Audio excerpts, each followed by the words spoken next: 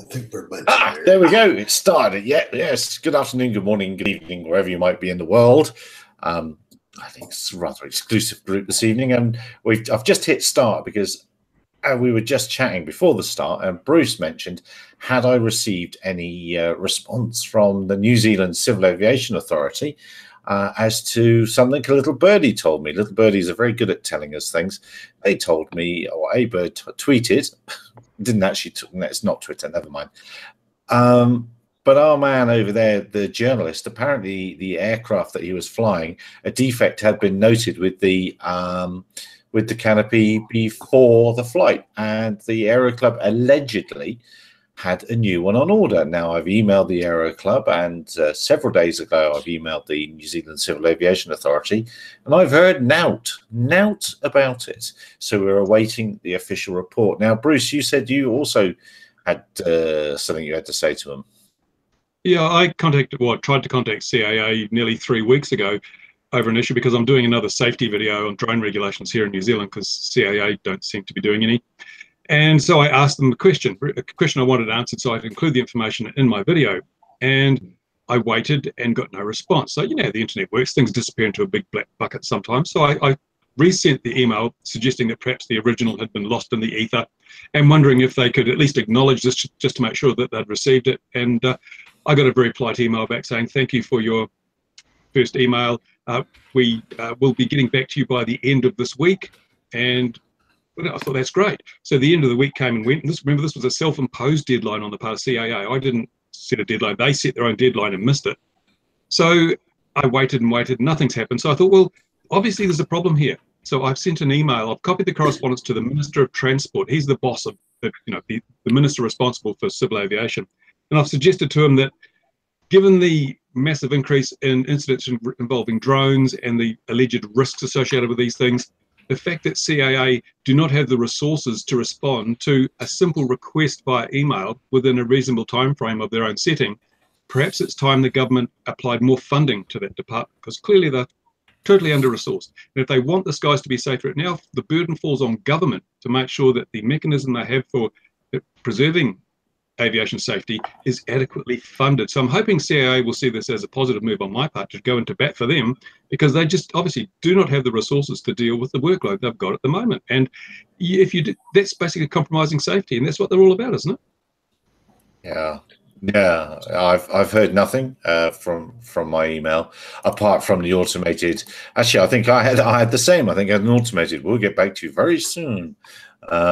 Which doesn't cut the mustard, really, does it? I've just sent Victor. I've sent you an invite just in case you want to come, because I have a feeling Patrick's going to run now. He's disappeared, but he's probably going to pop on about STEM and things like that. But Bruce, have you heard have any birds been twittering at you about that rod thing? Is it on the grapevine down there in New Zealand? No, it's all dead silent, and as I'm pretty sure that if it turns out that you're right and this was a maintenance issue, we won't see any reports in the mainstream media. It'll just be hushed up. It'll be, oh, we can't say anything about this because we'd have egg on our face, and the media don't want egg on their face. So, yeah, I think this will we'll have to dig to get the truth on this one. Well, I've been looking every day at a report on a BK117 ZKIFY BK117 Kawasaki BK117 from the 13th of February has popped up yesterday, and they're occurrence briefs. And I think, from memory, we're looking at the end of March for this one, aren't we? So it'll be a little while yet till we see anything anyway.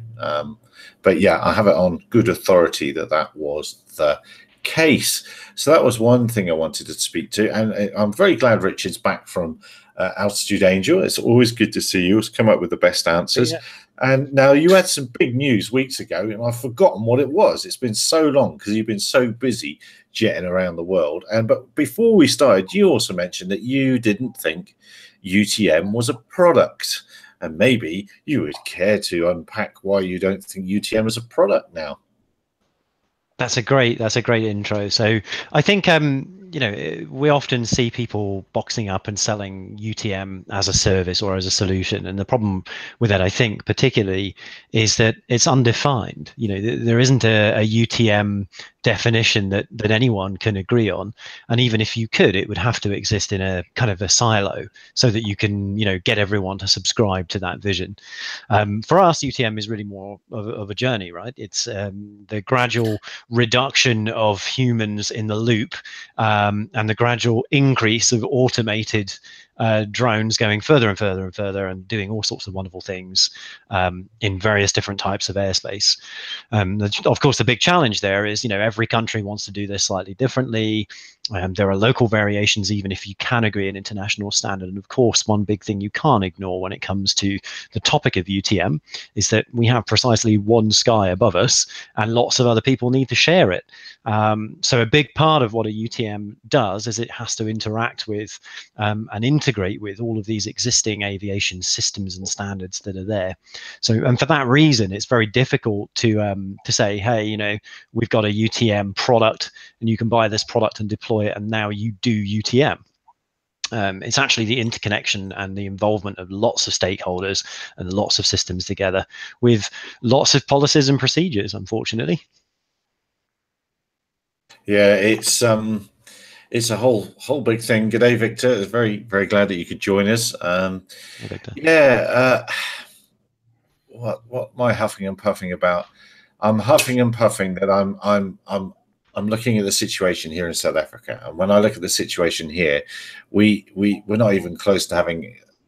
Well, we don't have ground-based ADS-B to start with. Just for data to come into a UTM, we are miles away from it. So if something was suggested as a standard, or if somebody was to parachute in and say, we'll sell you this, dear Civil Aviation Authority South Africa, have this, they would have to invest in the entire system of electronic identification and everything would change. So how would that affect my qualifications if I went overseas? Because my aircraft wouldn't be fitted, or my drone wouldn't be fitted with it, or whatever. It's just such a big thing, isn't it? At least over there in Europe, you've at least got some of the building blocks ready to go. I'm seeing a bit I've wandered around to this. I'm seeing a bit of a race to the different standard for electronic identification. And that's worrying me, that it's becoming a VHS Betamax. I can't think of a worldwide sort of analogy, a CD versus DVD race. And where do you... I guess for you, and I'm answering it for you now, I suppose, you'll just accept data in whatever format it comes. Yeah, so I think the job of anyone involved in the UTM business, particularly as a technology provider in that business, is to be relatively agnostic in terms of what you can accept and how it works, but to be cognizant of the various limitations that there are for various different systems. And of course, one of the things we try and do at Altitude Angel is to kind of standardize things once we receive that. So it doesn't really matter what system or what flavor of electronic identification that you're using. Once it hits our system, we try and standardize that to make it easy for other people to then interact with, the various different local systems around the world. I think the challenge with something, going back to your earlier point around, trying to roll out UTM on a national perspective, there's always a huge challenge there, because I think with many folks, they kind of see it as an all or nothing type approach, i.e., we have to boil the ocean today by deploying ADS-B entirely across the country. We have to have 3G, 4G, or 5G across the entire country. We need some kind of detection system across the entire country. That's kind of the extreme, which a lot of folks are kind of advocating for. But I think if you think about how this technology would be best deployed, it's really not about tracking everything everywhere all the time. It's more around dealing initially with the problem areas or the sensitive areas that you really, really care about as a country. And those are typically places like airports or nuclear power facilities or big reservoirs or areas where pedestrians gather. Those areas can be more adequately covered with the kind of sensors that you might need to have in order to enable kind of more interesting uses of drones around beyond visual line of sight, for example. And then regulation can be overlaid into those areas over a period of time, rather than having to, shut down on Friday night with Aviation 1.0 and then start on Monday morning with Aviation 2.0. So I think it is a combination. UTM is a combination of technologies playing their part, but also policies and regulations moving things along. And that way, the UTM model, the concept, can evolve independent of the underlying technology that's there. And I think I'll just close off by saying, I don't know if anyone's had a chance to have a read. And of course, I'm sure everyone, is an avid follower of our blog. But have a look at the U-Space vision that we published, because we introduced a concept there into the U-Space piece around capability levels, which was around getting more creative uses of drones, more advanced uses of drones. And proposing a regulatory model to try and match that to technical capabilities. But what we're keen to advocate for in that document is you don't tie what you can do with a drone to the technology of the day. I.e., you don't say that actually you've got to have GPS to fly here, because in 5 years or 10 years, which is at least the time frame that we're going to be writing our aviation laws for across the world, those technologies will come and go. We'll have new technologies, and I see this all the time. In the communications industry, constantly iterating, constantly evolving, and you're going to see this with electronic ID, because everyone in the world right now is building a tracker or some service that can magically, be duct taped to your drone or embedded by the manufacturer. And of course, that's not dealing with the main issue, which is, if you're really thinking around identity management, then A, you've got to figure out how you're going to centralize that and federate, and B, you've got to figure out how you're going to get people to cooperatively send it to you so that you can, uncooperatively verify this stuff at some point in the future. And no, it's just mine today, by the way, is all over the place with UTM, because we've been in a big design and architecture session thinking about some of these concepts. So I'm going to stop talking and let someone steer me. Well, Patrick, I mean, what did you hear, Patrick? Are you still there, or is it just your face, yes, dear Patrick? You are still there. You're there. Well, what came out of our show, SUSB Expo, last week? I'm going to read the comments in a second. Was UTM discussed much, and what was the takeaway and big victory there, if any? Well, what we're seeing over here is this: we can't have a viable commercial drone industry until we, put the hobbyist in their place. Which, to me, I think it's an obfuscation of what's going on here. This UTM thing, even what was just described, is like, it's huge. It is a huge undertaking. And many of the things, yes, technology is going to change. You were an air traffic controller, right, Gary? Yeah, once. Okay. Yeah, for 10 minutes. Yeah. For 10 minutes. Whatever the case, you've seen, you push the 10. The thing is people are, we're going to have this and we're going to have that, and we'll have this technology, and then we'll get this technology over here, and then we're going to have this. Well, you're going to have to build it. You're going to have to verify it. I put up a slide during my presentation about critical infrastructure. And, let's say 10 to the minus 9, or, reliability of 99.99999% of the time. I don't see any onboard detect and avoid. I don't see anyone talking about actual real numbers of these drones, toys, or aircraft, whatever you want to call them this week, in the air, where they're going to be, when they're going to be in the air, and how long they'll be in the air. Another thing that we're talking about is the viability of drones. Now, another slide that I had was the cost or fees being charged for cell phone tower inspections. 2 years ago was $1,200 or $1,000. Now we're talking about $350.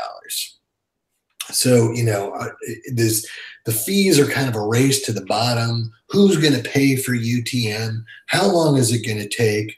Who's going to certify this? What is the certification process? And can we have a heavy hitter coming in every month or two saying, no, this is the holy grail of UTM, and we're going to chase our tail for the next 10 to 15 years like we've already done with the integration of drones into the NAS. Remember last time I was here, I talked about the estimates that the experts said of how many drones would be flying in the air, in this time period, which was none. So guessing and groping and feeling around in the dark, I don't think that's the right way. I think that, drone integration pilot program has got to be out in the country. Did you ever see the matrix that Dr. Ted McGeer did about risk-based flying? Yeah, okay, that's from the early 2000s. And what did the FAA do with that? They looked at it and went, that's too simple. It's too common sense. We can't have it. So I think that I think people are, it's wishful thinking at this stage. And sure, you can sit around the Cracker Barrel and talk about UTM, but I don't see any real tracking that's going to be secure. I don't see any real systems. I don't want to hear 5G. I know we laughed about it last time I was there. Or the blockchain where I'm going to get paid for every drone that flies over my house. I mean, it's insanity. That's how I see it. Oh, I see. Oh, you've got some opinions then. Yeah, but we've definitely going to have I think we're lacking, the industry's lacking a 50 or 100-year vision, really. Everyone's thinking how they're going to make their 107 work in the next 2 years. And part of why the inspections aren't working or getting cheaper on the towers is that ain't going to be where the money is in the future. It's going to be BV loss, and that is the big BV loss future. And somehow we've got to get in with manned aviation. I suppose if we look out at 50 years, there'll be a lot less of it there. Although I don't know if everyone else did. I did design my own, who was it? Embraer. Urban air transportation with their crazy designer this week. That people are still mad for electric personal flying vehicles, as my grandfather was mad for everyone having a helicopter by this time. You've got to remember one thing though, Gary, from a bureaucrat's point of view, you've got to do something even if it's the wrong thing. Well, sure. You got to create a problem you can off-ramp to and consult for it. I just happened here, I talked to someone that was, let's say, their purview was UAS, and I think they were like the safety person for the deputy administrator of the FAA. And, these people sit around and wring their hands and we can't come up with any solutions. And then just as they're getting ready to leave public service, it's like someone hits a light switch and, man, I never realized how good these drones are. And then the next month they're, working for a company that wants to deliver Slurpees or whatever. To me, well, you've just had that over there, haven't you? You had the politician that went from no marijuana to marijuana in the space of a quick of a left. Well, it depends on how much you're paying. Yeah, absolutely. My perspective changes. It's almost like some kind of focus device with how much you're paying, But I think, and the reason I wanted to ask Victor on, I think the biggest threat over there that's coming, and I know I'll defend it. I know Richard isn't all about this sort of thing, but is the potential age limits on who can fly model aircraft, just model aircraft in America, and perhaps nobody under 16. I've forgotten the name of the person doing the amendment, but there's a chance that nobody. I don't think it's that one. That's the other one, I think. But nobody under 16 will be able to fly RC anywhere. That's not an AM. No, they won't just need to go and fly an AMA field. It'll be nowhere. No STEM programs, no nothing. And I do not understand why people are not gathering up those AR-15s over there and defending them on this one. Because they've already been banned in California. We could go into that story. I know you guys over there. I mean, I used to own an AR-15, and in the state of California, they said, well, you got two choices. You can go sell it out of state, or you can register it, but you can still keep it. Then a few years later, they sent everyone that registered a letter that says you got to get rid of this thing. So, the idea that we're just over here and we can own whatever we want, wherever we want it, is not really the reality of the situation. Oh, all right. Then. I don't want to get into that. But what I'm getting at is why isn't there more noise about it? Why isn't there more noise about it? Because right now it seems like the industry is all, like I said, everybody I talked to, even, Josh came and spoke from Kitty Hawk. He said, I'm an RC guy, but really we got to get back and we got to rewrite this 336 if we want to have a commercial industry. And I just don't see it.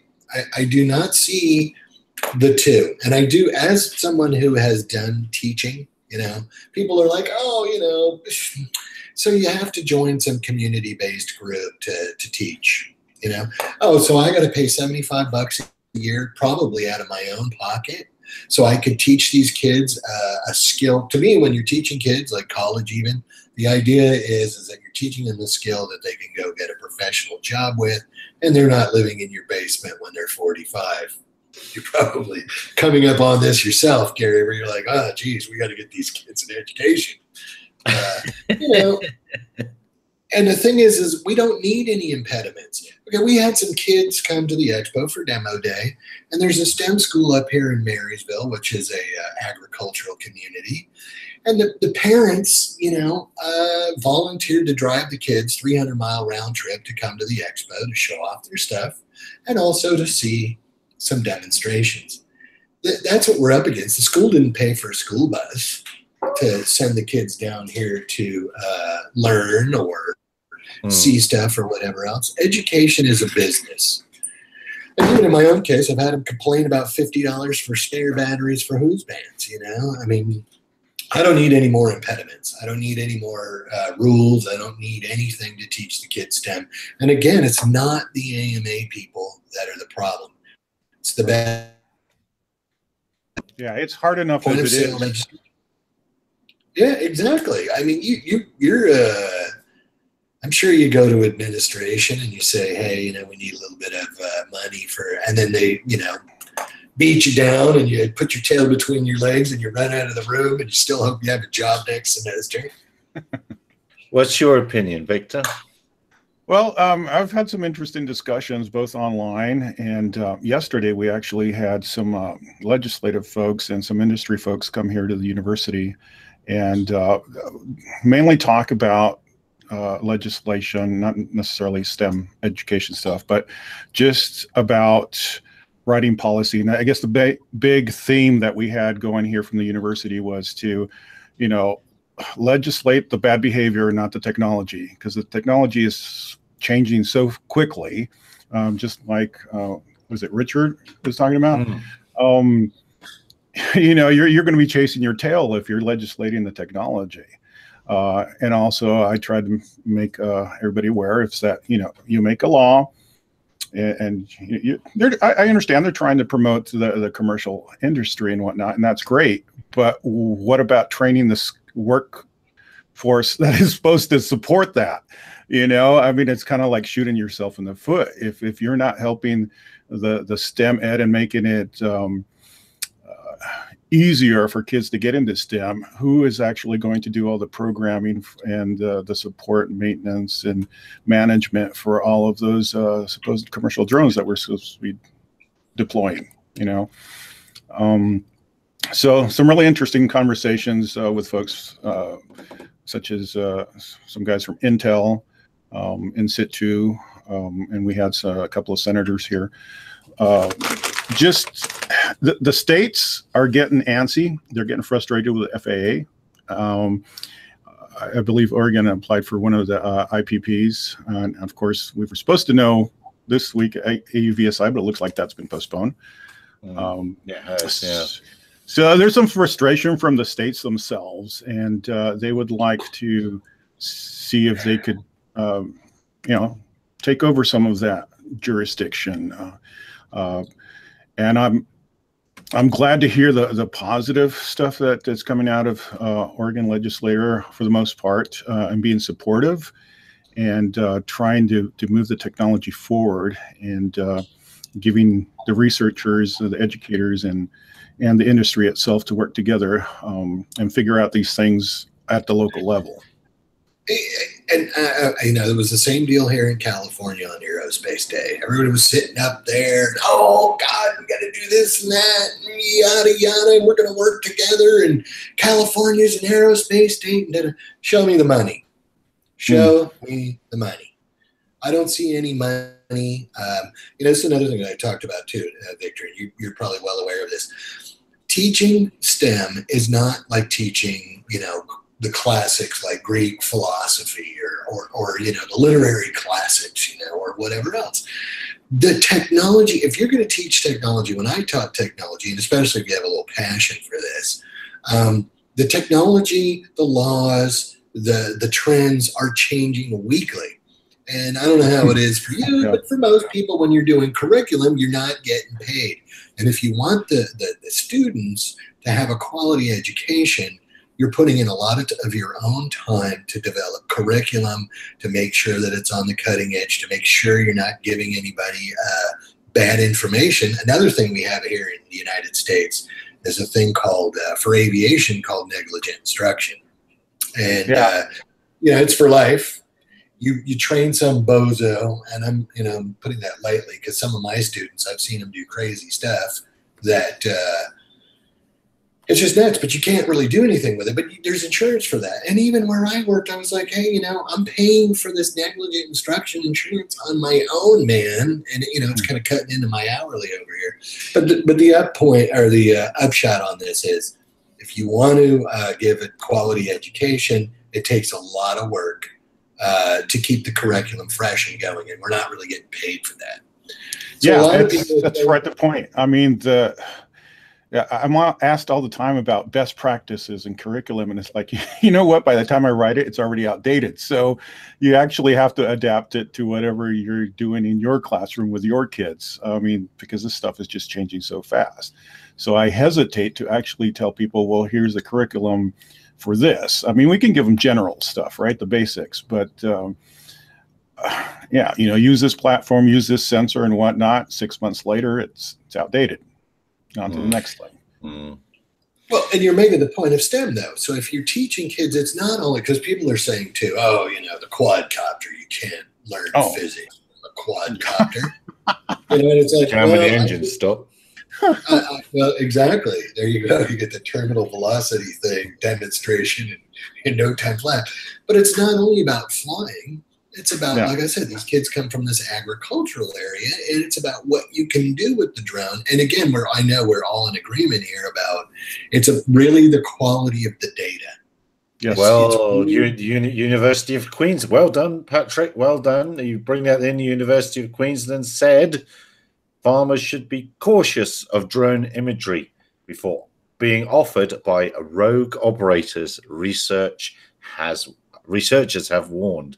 So that little pretty map that comes out of the online mapping service that you use may not be accurate, Mr. Farmer. So it's interesting that as the quality of the data, as you say. They don't even have to be rogue operators. I mean, the science is still out there. I mean, we're still doing research on precision ag using drones, and it's, there's some stuff that is promising, but to the level of where the ROI makes sense, we're not there yet. No, every group of grown-ups that I've met that have done just what you've done are saying that.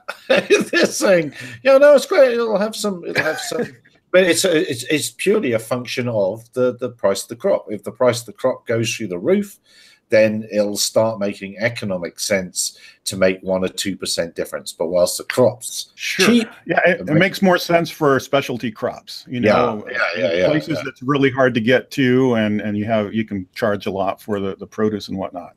But even then, it's still, we're at the very infancy of all this. There's no standards. I mean, it's the same deal, and you probably get beat up on this too, Gary. People, I saw that article on SUS News, and you guys should know better about. And I go, look, I have neither the money or the time to validate all of the claims that people make about their products.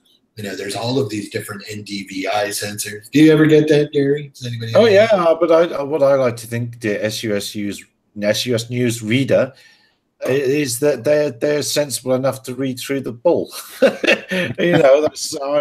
do. For some of them, I absolutely don't put in.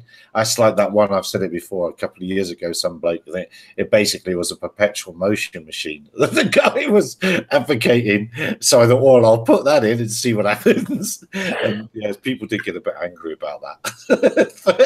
but I think the viewer or reader should be able to sort the wheat from the chaff a little bit, and I'm sure they can.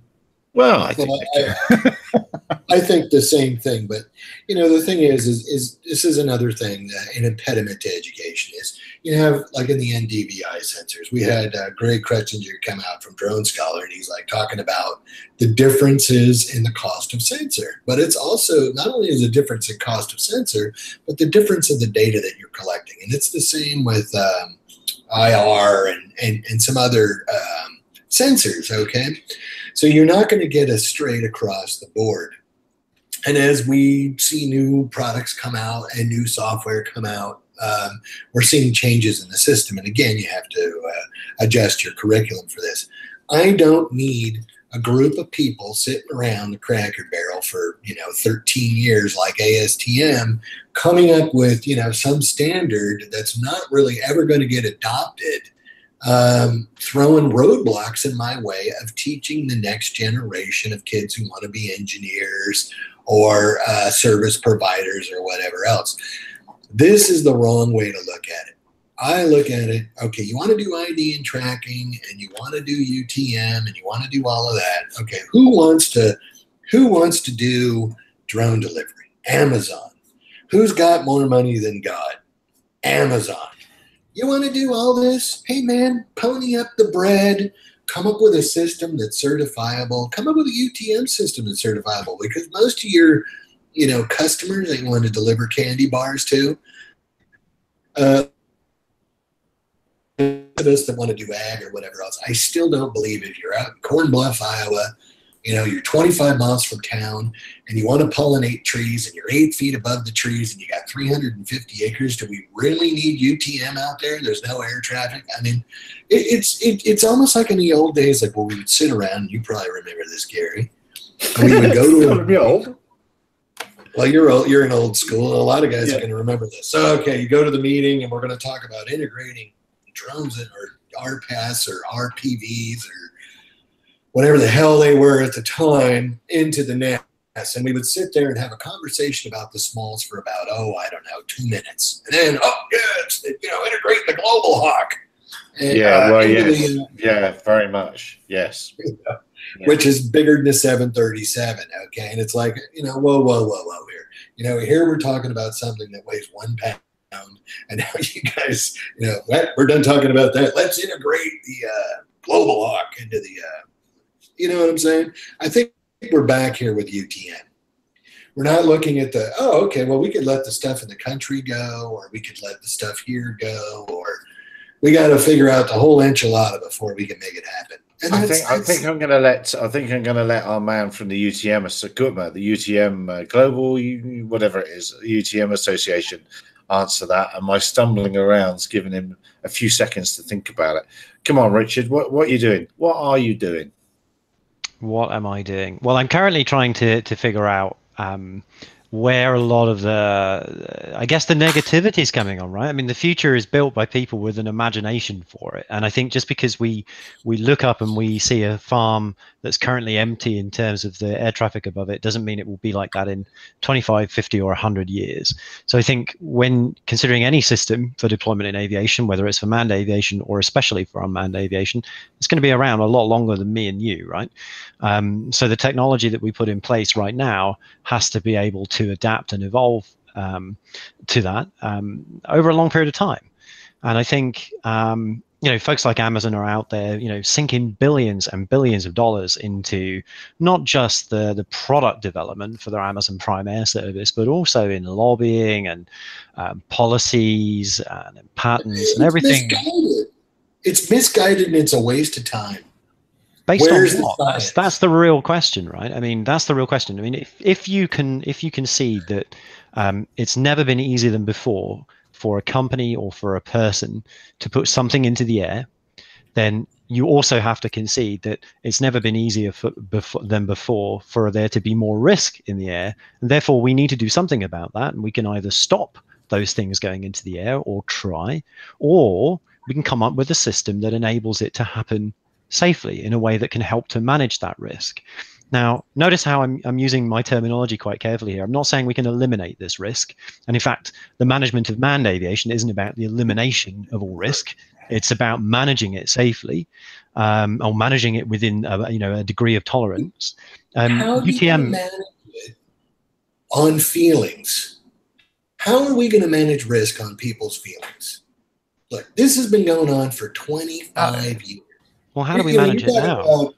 You're talking, oh, well, what's it going to be in 15, 20, 25, 30 years? No one knows. There are no experts. Don't even give me that malarkey. I'm not even going there. The way you know is by using science. And until somebody tells me how many drones are actually in the air in a certain area, it's, I'm thinking family-friendly name, nomenclature, hogwash. So let's just pause and take a step back, because I think there are already technical solutions you may not be aware of, right? Holographic radar systems that can be deployed in I don't care about areas. that. Well, that answers your question, Patrick. That will tell you definitively how many flying things are in the air. Do you know how many things are in the air right now? No, but I'm not building a UTM system that's nationally deployed and the answer to every question under the sun. What I'm telling you is, if you care about the airspace in a particular location, there are systems out there now. I don't care about your feelings. But this is science. This is a product. You can go buy it. Now, or you're giving me conjecture and feelings and a bunch of VC crap. So Patrick, you need to do your research. Go and have a look at Availent radar systems. That's one. I need to do the research. You're the one advocating for this UTM system for you don't know what, and you don't know what it's going to look like. Tell me what it's going to look like in 15 years.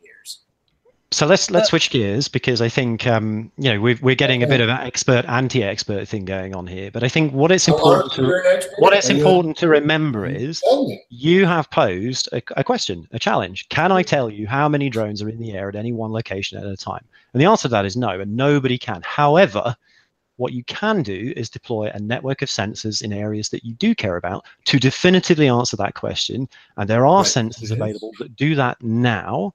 And there are sensors that are deployed in trial locations now that answer that on a network basis. So that if you did care to answer that question on a national perspective, you could. But why do they make it so hard to test that?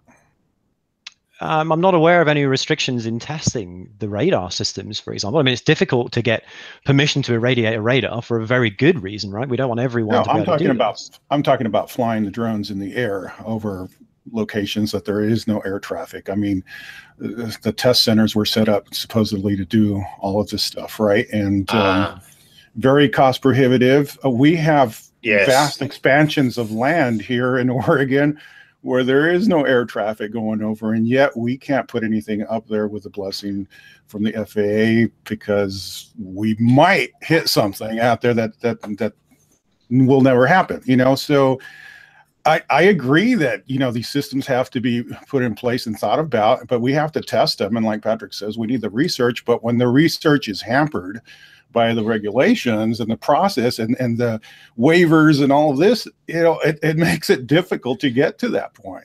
Well, I think for North America, at the end of the day, you're just going to have to start really paying attention to what other countries have done, where the regulations allow proper testing at a decent price and all that sort of a thing. And you're going to have to take that on board. I wish it would happen here in South Africa.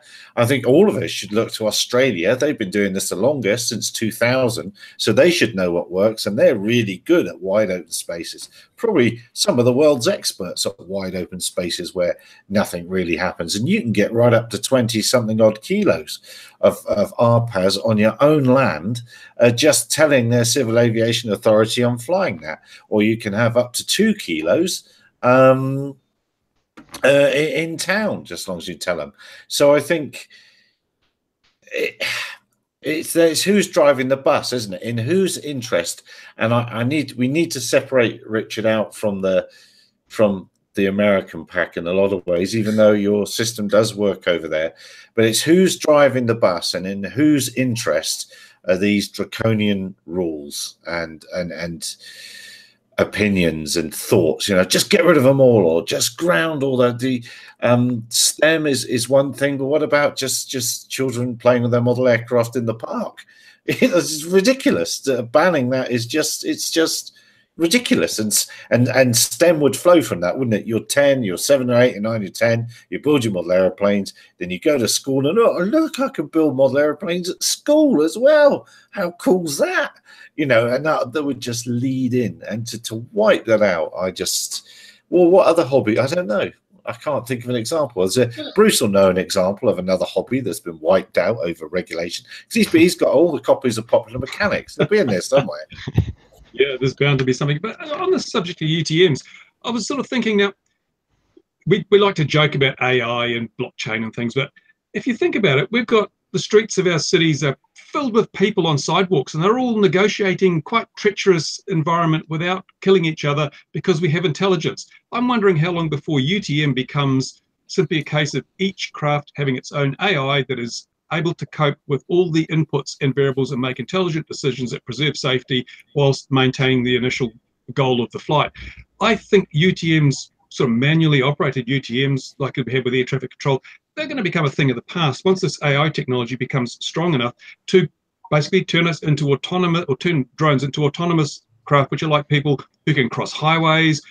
They can basically walk around other people. They can walk around holes in the pavement, all that sort of stuff. I think the UTMs we're talking about are very transient. And I know Richard likes to talk about, 10, 20 years in the future or whatever, but we really are only looking at a very stopgap measure. And as others have said, do we need that yet? Because there are so many areas around the world where there is no aviation. And these are the areas where our drones will become most important, because there is no alternative. There is no manned aviation. We want to deliver blood to the battlefields of Rwanda. Well, you're going to have to use a drone because no one's going to fly a plane through there.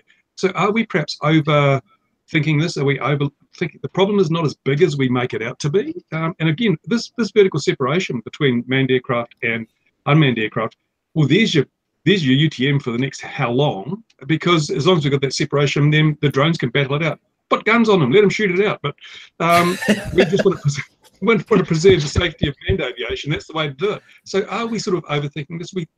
We're creating a problem that doesn't yet exist, and by the time the problem really becomes a problem, other technologies will replace the concept of a UTM operated by somebody. It'll just be a completely autonomous thing. Over to the floor. So I'll jump in because I was furiously trying to type some notes around the key kind of points that you raised there, but in no particular order. I think it just in terms of how they've bubbled to the top of my mind. A couple of things that strike me. We're in a period right now where there are more capable drones than there ever have been. I'm not suggesting these are capable of being flown autonomously over long distances, but I'm simply suggesting that these machines are incredibly sophisticated, right?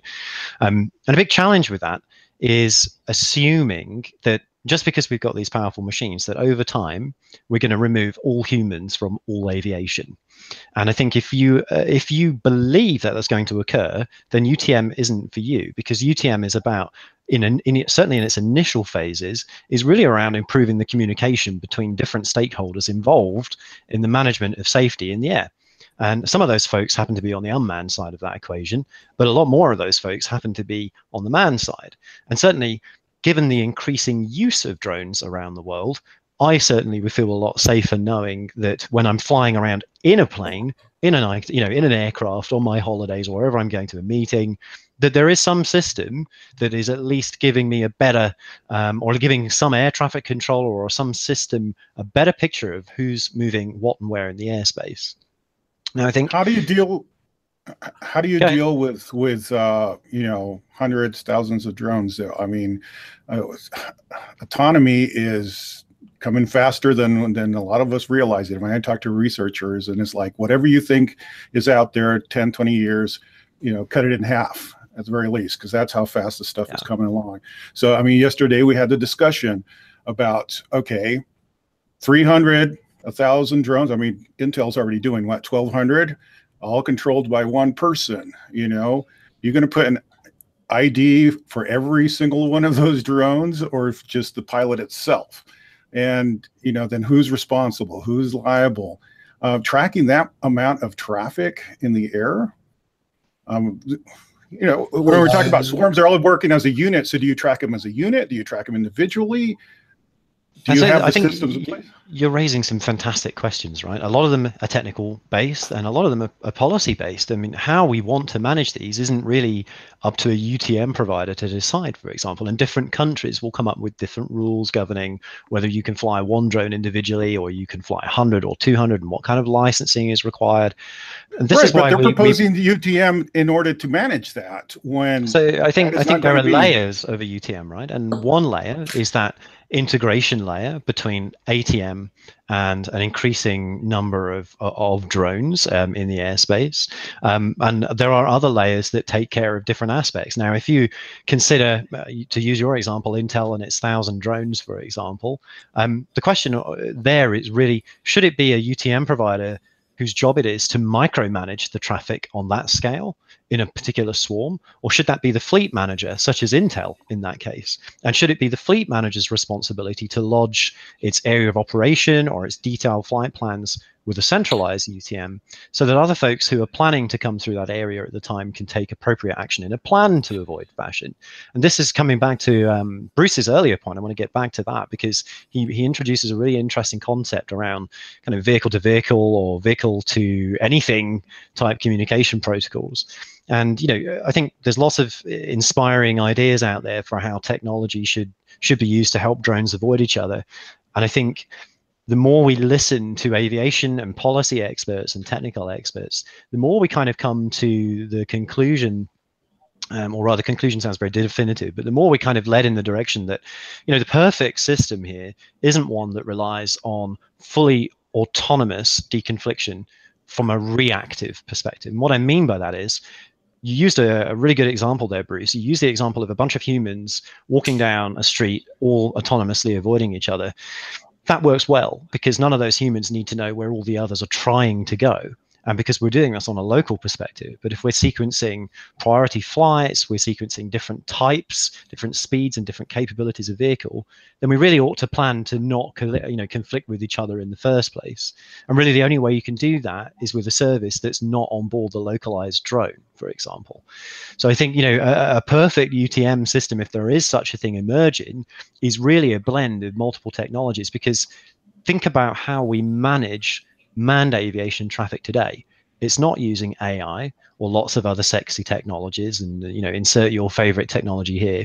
In fact, an unpredictable outcome is in fact the antithesis of risk management, right? We don't want autonomous algorithms evolving to control our airspace just yet. And I think that's really what a UTM should do, is it should guarantee a level of behavior so that you can get these things certified for operations in particular areas and certain types of missions. So again, I think this is one of the reasons I come back right to the start. I said UTM is not a product. And the reason for that is it has to deal with a lot of different aspects. And a lot of this is procedural. A lot of this is regulatory. And these aren't in the purview of the UTM technology providers to design, but perhaps it's up to the UTM providers to suggest. And that's kind of what we're trying to do. We're collecting data about who's flying what and where. We're working with recreational drone pilots and commercial drone pilots, some who are, desperately trying to go from, visual line of sight to extended visual line of sight, and then the holy grail of, completely autonomous beyond visual line of sight. You can't do any of this unless you have a system that at least provides A, communication, and B, visibility. And you don't do this by rolling this out nationally overnight. You do this, coming to Gary's point, you don't do this by deploying this and expecting everyone to ground everything everywhere unless you're a participant in the UTM. I think what you start to do is you start to identify areas that are particularly high risk, or areas where you have a particular concern about the uprise in drone flights, and that's where you start to apply your legislation and your rules around how you go from visual line of sight to beyond visual to automated. So there's a lot of things that really have to come together, and a lot of this is happening, certainly in Europe today with the U-Space program, but other countries around the world are looking into this holistically. And the big challenge everyone's got is no one's trying to solve this for today. That's hard enough as it is, but we've got to put something into the aviation sector which can be certified, which costs millions and millions and millions. It takes millions of man hours to do it, and it has to survive a changing technical landscape. Now, aviation hasn't faced that kind of challenge in the past, and certainly whichever one of those variables you pick, all present a challenge to the existing infrastructure. So at the very least, you have to concede, if you want to use drones and we want to do that safely, we have to have something that's better than we have now. Well, and that sounds good, but somebody who's been at this for a while, I'm seeing, let's say, different leadership lobbying these different things. One, to peddle their products. Two, to depending upon who's. I've seen in the beginning, of my tenure in this, it was the DoD, and now it's technology, and it's the DoD people were more of an aviation mindset. The technology people are more of a cell phone type of economy mindset. And my thing with all of this is this all sounds good. It's got to be ever evolving and everything else. But, in that slide, which I shared with you, Gary, from Amazon, with TCAS and ATC and the pilot, those are all certified to standards. Over there on the UTM side, it's all grasping in at straws and in the dark, and it'll be 10, 15, 20 years before that's certified.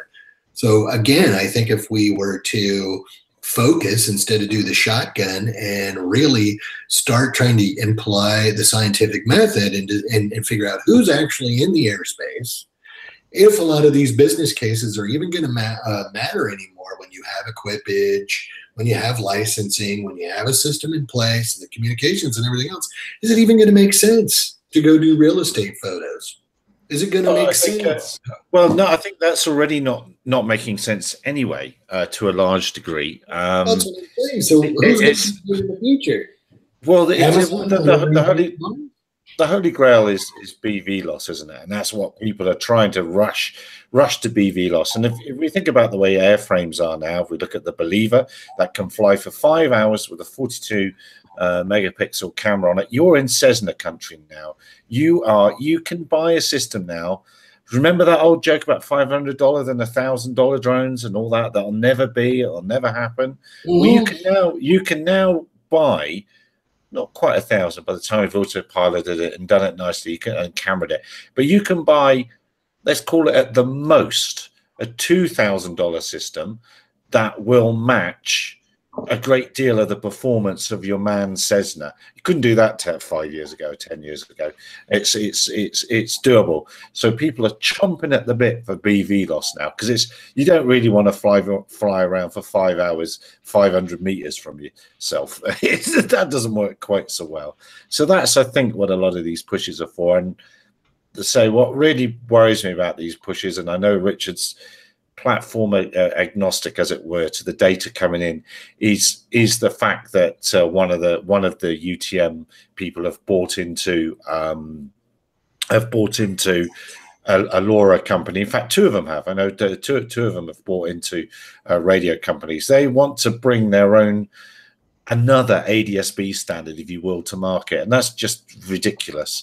It should be a standard way of sending the data that can be sent by a device that you can buy from anyone off the street to drive the costs down, and then equip as many airframes as you can, as quickly as you can with them, and then you will have that definitive data of who's flying where and when and why and what have you. It's not hard, but if it turns into proprietary systems, and we've had it, because it'll just be expensive as anything. I'm also ranting now, but I can see that being a problem. Sorry. I think just to add, you will have that ubiquitous air picture for everyone that chooses to cooperate, right? And that's the challenge, because when we think about UTM, we also have to remember there are some people who won't cooperate, either because they're ignorant or because they want to do harm, or they disable those systems. And that's, I think, where one of Patrick's point is particularly important, because that's where sensors that can proactively detect those drones, that don't rely on people doing the right thing, but do detect the physical presence of a drone in a location, are the secondary step that a UTM has to bring awareness of. So, for example, if you would deploy a UTM system around an airfield, for example, it's great that you might have 100 operators that are all licensed to be there and are all tweeting their locations out over whatever the current technology is of the day. But if you can't remove from that air situation picture the one drone, or rather you can't highlight the one drone that shouldn't be there, then you can't mount a security response. And the only way you can do that is by deploying sensors which can see all the drones and provide and require a data feed of standardized information about all of those different cooperating systems that are in the area. So in other words, you need to be able to color the rogue drone red and leave everything else off the display, because ultimately you don't care about everyone who's doing the right thing and abiding the law. You care about the one that isn't. So UTM really is lots of layers of a solution. And I see, certainly Patrick comes at the angles are all kind of very obtuse angles into that play. But again, you have to look at it. The reason I say that is because experience. And I'm going to give you an example. A few years ago, we had a registration task force here in the United States. And as far as I'm concerned, that was a shot in the foot heard around the world. And what we had is supposedly qualified people from DJI, 3D Robotics, AirMap, and whatever else, buy off on a scheme that was going to fix most of these ills with a 250-gram registration. And it didn't work. So my thing with it is if you're going to have these, Cracker Barrel sections and people are going to sit around and talk about solutions that they have no idea what they're talking about, there's no science to back any of it up, and it's just going to carry on, and it's going to be a lobby thing for the next 10 to 15 years. So my thing is let's just invest upfront. The technology already exists. You even said so yourself. I know of it too. And the technology exists, and you put the money into doing the science today instead of the meetings and junkets around the world. Then we come up with a real solution in a shorter time than working on this for 20 or 25 years, throwing the hobbyist under the bus, registering toys, not enforcing the FARs and the rules that we come up with. I mean, I don't know. Maybe I'm wrong, I don't know. Maybe, going along like we are for the next 25 years is the solution. I think that's one of the challenges, isn't it? And I think in the long term, there will always be lots of discussion. And I think the technology world embraces failure, right? This is what happens all the time in tech. You release something, you realize it doesn't work, you throw it away. You probably spent millions of dollars building it. And that front is meeting the aviation world that says, hang on, we really have to think about these things. We really have to understand how they're going to foul and how they operate at various different levels of failure. This is not a Silicon Valley typical approach to the development of technology, right?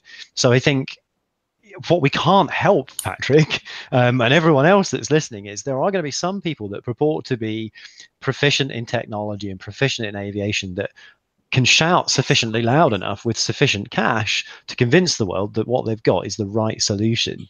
But actually, the moment those solutions hit the world, that's the proof in the pudding, right? And you're seeing this all over. You're seeing this all over the world right now. And you've got organizations like GUTMA, for example, the Global UTM Association. And yes, I am a board member there. But actually, what GUTMA's trying to do is to look agnostically and trying to remove that competition and that product element from what are the critical standards that we need now to try and promote that cooperation, which is desperately needed. And I think over time, and I'm afraid that is the way it's going to work, right? Because even if we did have unlimited cash, we'd still have to take the time to go out and identify where to put the radars, identify where to put the receivers and everything else. We can't do this overnight. Over time, we'll start to get to the right place. But what we can't do, and this is where I agree with you 100%, we can't penalize hobbyists. In fact, I don't think we should be penalizing anyone that wants to use drones safely and responsibly, whether it's for fun or it's for work. And in fact, I don't think it's also for us guys or just a handful of people to define how people should use drones going forwards. I talk to folks every couple of months where they just come up with a brand new idea for drones that I wasn't expecting, but they're all following a common pattern. They all need to put something in the sky, and that thing is likely to be in an increasingly busy environment or increasingly in the path of manned aviation. And I think that's the challenge that UTM is here to solve, and that requires loads of different building blocks. So you can take your pick and look at what won't work, and you can look at what will work, and you can try and try and bridge the gap. But I think that's the big challenge in this industry right now, is companies that are ramming products and ramming particular technologies down regulators' throats to say this is the solution. And that's the big challenge, right? We had that with the TCAS here in the Hail Mary play, and it's the same deal like Rockwell Collins. Didn't we just run a story, Gary, about Rockwell Collins and their detect and avoid system?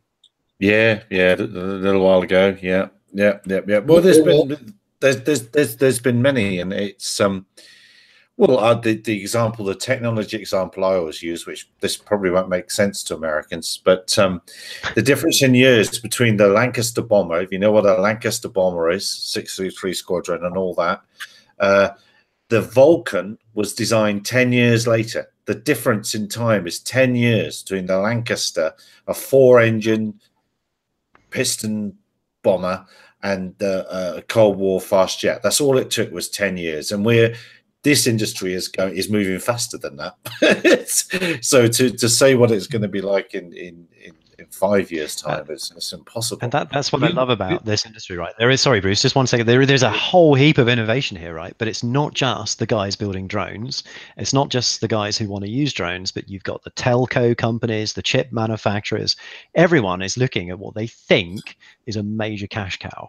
And that is what I think a lot of the regulation is around trying to guide now, is by saying, look, if you want to be playing in this field, you want to be a UTM provider, then these are the standards you got to hit. And I think that's step number one to try and solve right now, is to try and get rid of a lot of the noise in this industry, because it's difficult to focus and it's difficult to get stuff done.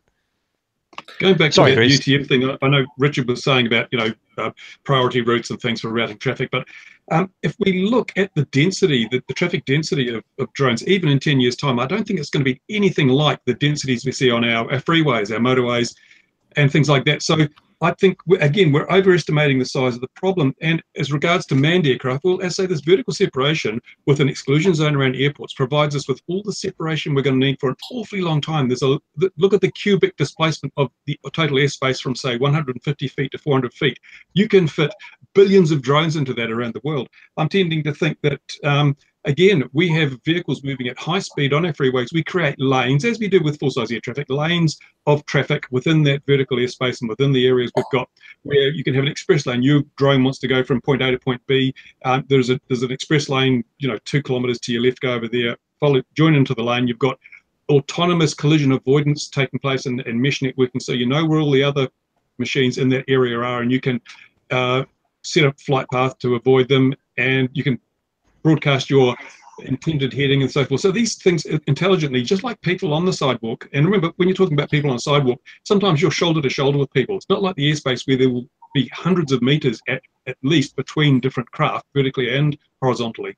So I think that, as I say, the whole magnitude of this thing at the moment is being significantly overstated. And even in 10 years' time, if all our local deliveries are done by drones, when you look at the cubic volume of space we're operating in, we're still not going to have drones rubbing shoulders with each other. There's still going to be heaps of separation between them. And I personally think autonomy is going to be a major component of this whole UTM thing. Yeah, sure, you need some overall guidance, perhaps, like you do with your traffic lights in the city. But on the freeways, you don't. So you need guidance to set up express lanes and vertical stratification for perhaps the direction of traffic and so forth. But these craft can look after themselves. And then we have a system where we don't have to have the central core trying to manage everything. Because if you have that central core and something goes wrong with it, what happens if your UTM system goes down and you've got thousands of drones in the airspace and they're all reliant on that UTM? You've got an issue there. But if they're autonomous, if one fails, then the others can avoid it. But you don't have that single point of failure. We have single points of failure in aviation today, right? For example, Eurocontrol can go down, and what happens? We reduce the capacity in the airspace. We deal with it procedurally. We start to ground aircraft. And again, this makes a case for orchestration and organization rather than reaction and autonomous navigation, because those systems will need to know what to do when nothing's working correctly, how to avoid each other. So you're right. I think there will always be this element of autonomous sensing that's required. But let's go back to your example of folks on the street.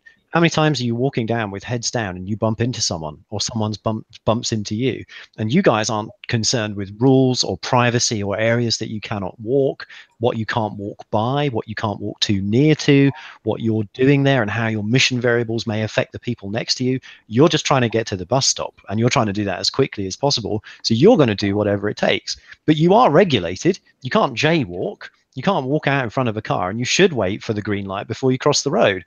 So these are all the rules that apply to you in the scenarios you've already mentioned, and you do so many of them well, but you still get it wrong. And the difference is, when you do, it's you that gets knocked over It's not something that falls out of the sky onto your innocent head or onto a baby's head, for God's sakes. So we have to be really careful, right?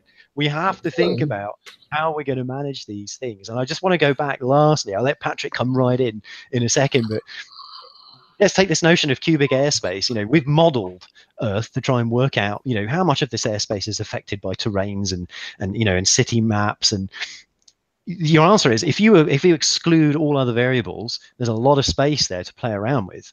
But if you start to include the personal variables of, I don't want drones flying more than 100 meters below or over my house, you start to exclude all these high density residential areas and areas where there are privacy concerns, and you start to think about how you might need to create corridors to guide people. Then there's significantly less airspace. And what technology has learned, and I think this is an example where we can kind of quote, technology's history. So we're looking back at the science of these things. Technology is really, really bad at estimating the scale that things will eventually grow to. And actually, we take that outside of the technology world, from things like IPv4 to IPv6, telephone numbers, and the fact that every so often in a few countries you have to renumber all of your telephone systems because nothing fits capacity-wise. This happens in the manned world today as well. It happens on roadways where we go, do you know what? We've got this M25 orbital system in London. It's a 3-lane motorway because no one 50 years ago thought that it should have been 10. Right? So we get capacity wrong. But if we do agree and we take Bruce's assumption that automation is going to unlock this market and that's the way forwards, then you can pretty much guarantee that the moment you remove the limiting factor, which is the human, there will be way more drones in the sky than you can possibly deal with. So you do need something to help you out. Yeah, but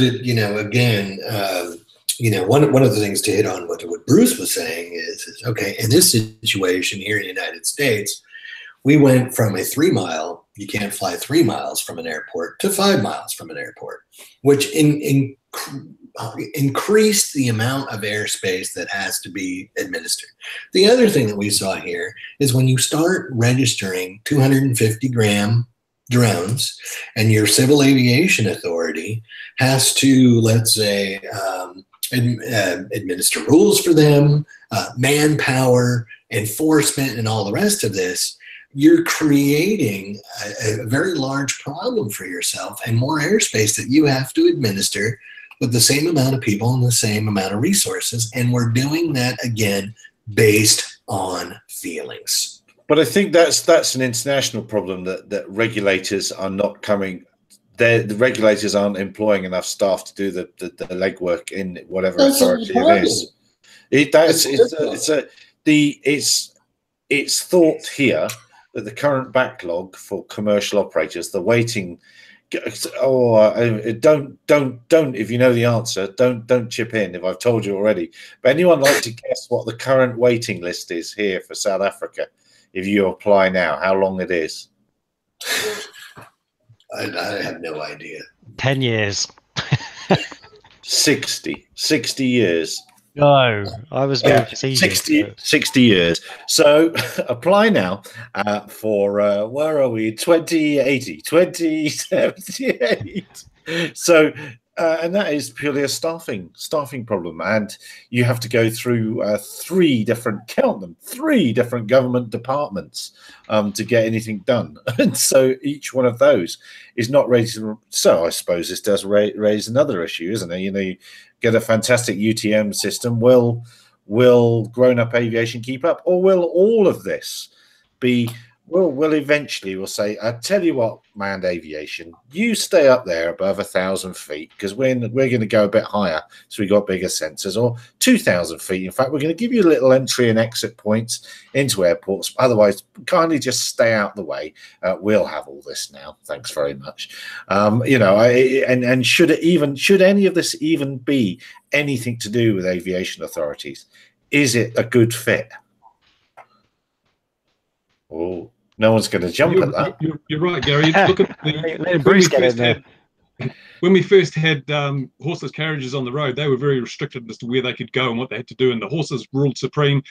And now if you try taking a horse on a freeway or a motorway, you get in big trouble. And I think that's the way it's going to go. We're going to find that the majority of airspace is effectively owned by manned aviation. Go forward 20 years, you'll probably find manned aviation has its tiny corridors and its little altitude allowance, and everything else is going to be unmanned, which opens up that volumetric space in which the unmanned aircraft operate in, of course. And finally, on the theory of autonomy, look at how birds get around. I mean, we have some areas with incredibly high densities of birds in the air. You don't see many mid-air collisions between birds, and you have swarms of starlings and swallows, and you have geese and everything. They all manage to coexist and get where they want to go in a reasonable space of time on an autonomous basis. And there's some kind of sort of group intelligence, some people say, with the swarms and the flocking, but ultimately they don't have anyone on the ground coordinating their movements, and they seem to get by really well, apart from crashing into the occasional aircraft from time to time.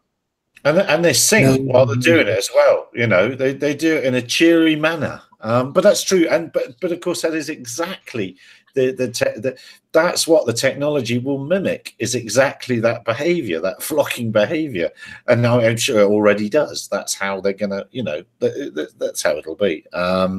Look, we've gone 9 minutes over the time, so I think I should try and protect the nice man from the UTM. I don't work for them or get paid for them. If you want to try Altitude Angel, then it's there on SUS News's homepage, a drone safety map or something like that. And it's much better than Air Maps. I've been playing Air Maps as crap. Altitude Angel, it's a far superior product. There's my endorsement. Number one fan, Bruce. I'm going to send you a badge. I'm going to send you a badge. Send a badge. Oh, he gets a badge. Oh, wow. But so I was hoping to hear Richard play that piano there before this is over. Wow.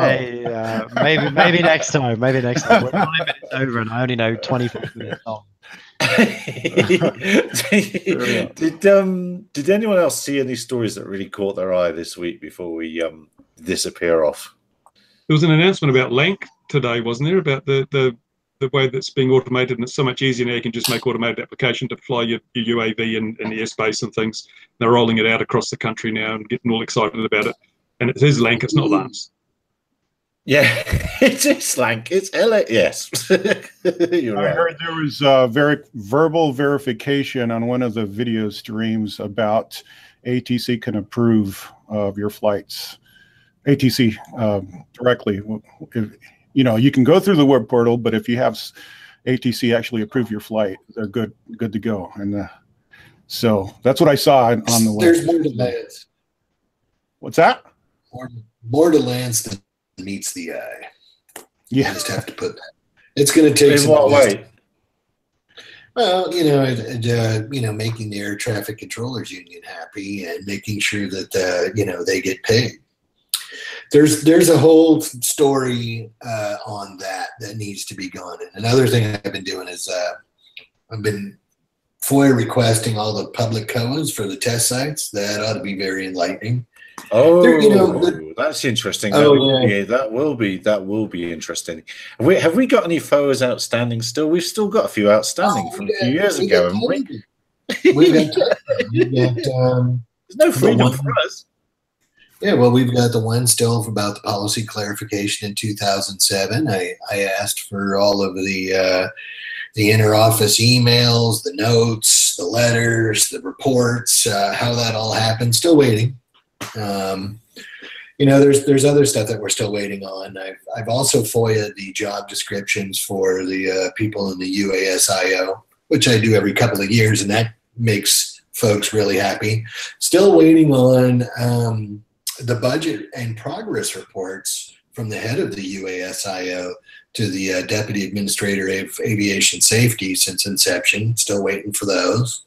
I'm waiting on a whole bunch of stuff, but some of it comes through, so some of it doesn't. They have staffing issues, whatever else. The other thing is, you know, Richard, I don't want you to think like I'm just coming down on you personally. A lot of my frustration is, you know, I do think that there needs to be a UTM. I believe that. I've written white papers on it. I think it's going to be a multi-level approach. We're going to have, you know, sensors and equipage and, you know, endorsements on licenses and procedures, you know, multi-level. But my frustration with it is, and again, being at this for so long, is I've seen a lot of, let's say, direction changes, and I call it the regulatory wheel of suffering. And about every 5 years or so, you know, the problems that went away resurface. And we start back like, Bruce, you're, you know, the project that you started in your garage had the FAA over here going bananas. We need to ban them all because some guy down there in New Zealand's a nut job. And we don't know because the jury's still out on that, Bruce. However, you know, you guys just assumed it was Bruce. It was. Yeah, exactly. It was. It was. But the thing was like, so, you know, oh, okay, so this guy in New Zealand built something. Now we've got to throw the baby out with the bathwater. So the attack on, or let's say the threat to the hobbyist comes around every so many years. And like, everybody, oh, if we get rid of them, we're not going to have a problem. And I just don't believe that. You know, I don't believe that at all. But the UTM thing, my other point with that is that if you, let's say, focus from the shotgun pattern to the laser, we might have something a little before 10 years or 15 years.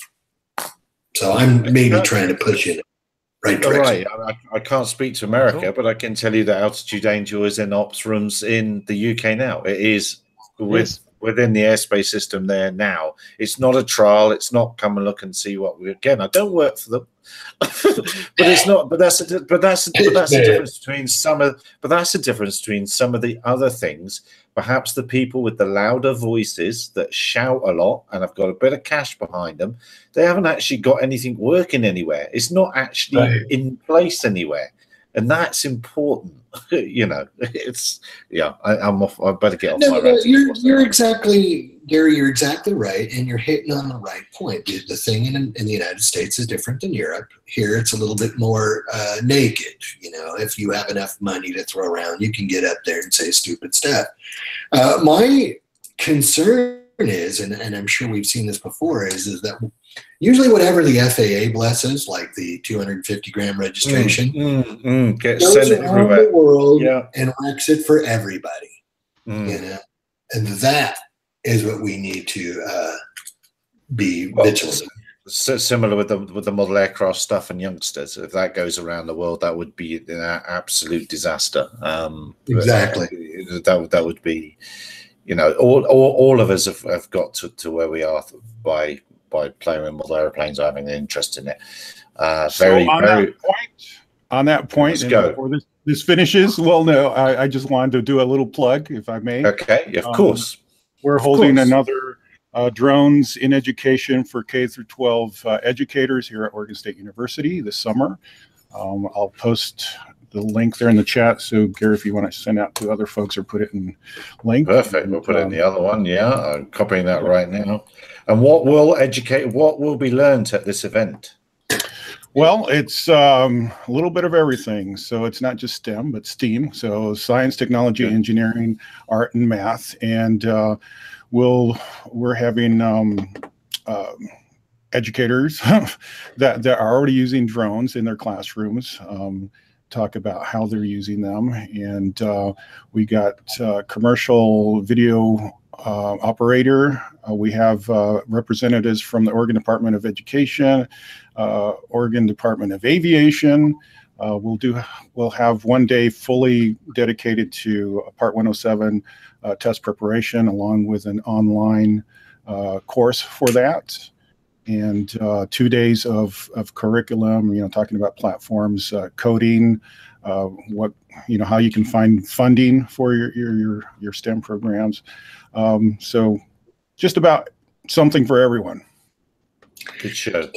Very cool. And on that note, Victor, because maybe I'll get up there. I'd like to come up there and check that out. Sure. But my other thing is, this is another thing. So we have this $82 billion industry, and I'm just going to ask you, are the OEM supportive? And I'm going to include hardware and software and sensors and the rest of that. Are they supportive of the K through 12 STEM programs? Supportive in that I see a lot of them doing localized to their own constituents, so wherever they're based, their employees go out and maybe support going to a school there or whatnot, and they're going directly to kids.